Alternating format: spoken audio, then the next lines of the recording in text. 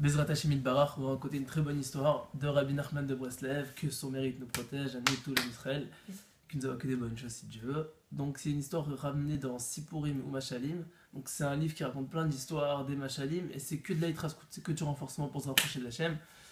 Bref, il explique dedans Rabbi Nachman qu'il y avait un juif et un allemand, et les deux étaient très pauvres. Et ce qui se passe, c'est que ce juif-là, il a eu de la peine pour cet allemand-là, parce que les fêtes de Pessah approchaient.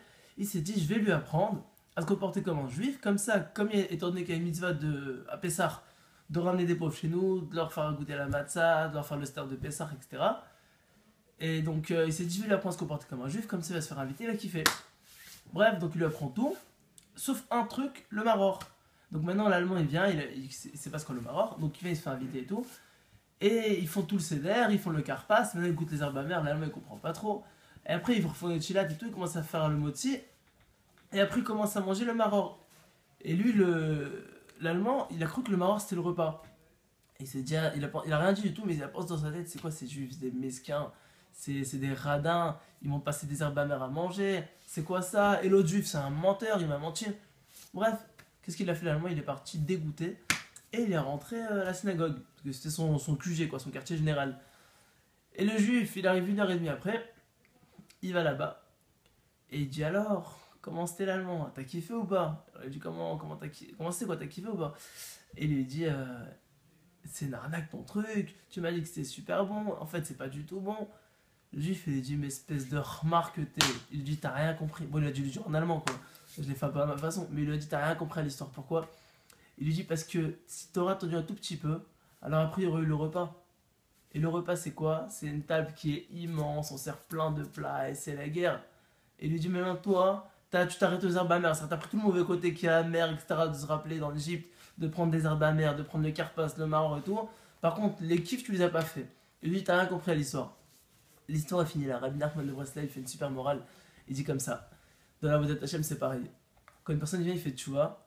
Alors, Akadash Baruch Hu, automatiquement maintenant, il le teste. Il le teste et surtout le Satan, il veut le dégoûter de la Vodat Hashem. Ça revient au même, c'est quoi qu'il arrive, il y a des épreuves qui viennent sur lui.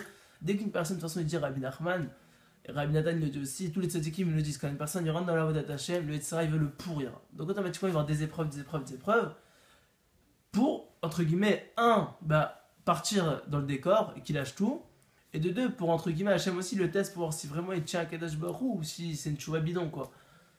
Entre parenthèses, que même une petite chouva bidon, c'est très cher aux yeux d'Hachem. Mais c'est sûr que c'est mieux si c'est une vraie de vraie chouva, si les mecs qui persistent, le mec ou la fille, quoi, c'est les deux. Si c'est le fils ou la fille d'Hachem, ça change rien. C'est deux font tchouva et c'est deux rapprochent d'Hachem. Même s'ils rajoutent même 1 centimètre, la fille elle met des débardeurs, elle commence à mettre les manches courtes, c'est sûr que c'est pas top, mais c'est beaucoup mieux, cette fort, il est très fort aux yeux d'Hachem. À plus forte raison, si la fille maintenant elle passe de manches courtes, enfin mi-court là ici, et qu'elle se couvre les coudes, là c'est le jackpot. Elle a rendu entre guillemets la banane Hachem, c'est énorme, elle a fait une tonne de plaisir à Dieu. Chaque effort dans la route d'Hachem il est magnifique, c'est sûr. Mais, faut pas oublier un truc. Quand une personne il fait tchouva, automatiquement il est testé. Il est testé, c'est comme ça. Et il y a toutes sortes d'épreuves qui viennent sur lui, il comprend pas. Il se dit attends, j'étais dans la mauvaise voie, j'étais bien, j'étais détente, là j'arrive, je fais tchouva, il m'arrive des trucs de fou. Pourquoi? Qu'il sache, quand il se rapproche du Hémet, automatiquement il y a des marloquettes qui vont venir sur lui, des galères et plein de trucs. Mais, il dit ça c'est qu'au début. Parce qu'est-ce qui se passe à la fin? À la fin, il y a le repas, il y a les délices de la Vodat Hashem. À la fin, tu t'habitues, tu deviens un bonhomme, tu apprends à surmonter les épreuves, tu apprends à devenir une bonne personne, tu apprends à devenir un bon mari, un bon papa, un bon tzaddik, tu apprends à devenir tout ce qu'il y a de bon. Mais ça, c'est après avoir évolué. Rachid dit kol atralot kashot, tous les débuts sont difficiles, c'est comme ça. Mais après, quand tu dépasses le niveau du début, alors effectivement, tu peux atteindre des très très hauts niveaux. Et Akadosh Baruch Hu, il déversera la shefa, la bracha, l'abondance sur toute la personne. Et si Dieu veut, elle sera bénie, elle aura la réussite dans tous les domaines de la Torah, de la vie, de la spiritualité.